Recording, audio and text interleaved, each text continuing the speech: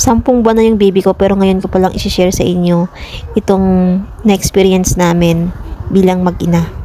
Akala ko ang hindi inaasang cesarean ang pinakamahirap na pagsubok naming mag-ina.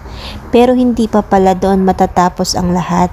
Makalipas lang ng mahigit 1 buwan habang masakit pa ang tahi ko mula sa cesarean, napansin namin na bigla na lang nagkakaroon ng mga rashes ang baby ko. Akala namin simpleng allergy lang pero hindi pala. Nang dinala namin siya sa hospital, sinabi ng mga doktor na sobrang baba na ng platelets niya, nasa 5,000 count na lang. Doon nagsimula ang pinakamahirap na laban ng buhay namin. Noong una, inakala ng mga doktor na dengue ang dahilan dahil sa mababang platelets. Pero habang lumalabas ang mga resulta ng mga laboratory test, sinabi nilang kailangan pa nilang suriin mabuti ang baby ko dahil may posibilidad din na leukemia. Hindi ko maipaliwanag ang naramdaman ko nang marinig ko ang salitang yon. Bilang isang nanay, parang gumuho ang mundo ko. Habang nagpapagaling pa ako mula sa operasyon, kailangan ko ring maging matatag para sa anak ko.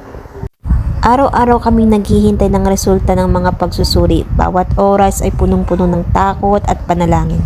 Wala akong ibang hiling kundi sana ay gumaling ang baby ko at sana hindi leukemia ang sakit ng anak ko. Pagkatapos ng maraming laboratory test, sinabi ng mga doktor na hindi pala dengue at hindi rin leukemia. Ang tunay na diagnosis ay hemolytic anemia na dulot ng TORCH infection. Ipinaliwanag nila na ang TORCH infection ay grupo ng mga infection na maaaring maipasa ng nanay sa sanggol habang nasa sinapupunan pa lamang. Sa kaso ng baby ko, naapektuhan ng kanyang dugo kaya nagkaroon siya ng hemolytic anemia. Dahil dito, mabilis na nasisira ang red blood cell kaya kailangan pa siyang salinan ng dugo.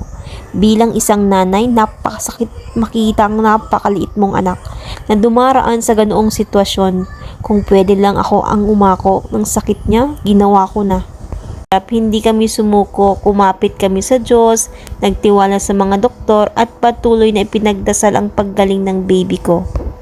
Sa awa ng Diyos, unti-unti siyang gumaling, bumalik ang kanyang sigla, ang kanyang ngiti at ang kanyang lakas. Sa mga magulang na may anak na may sakit, huwag mawalan ng pag-asa. Magtiwala sa Diyos, sundin ang payo ng mga doktor at patuloy na lumaban. Darating din ang araw na maalala niyo ang lahat ng ito habang yakap ang inyong anak na malusog at masayang masaya.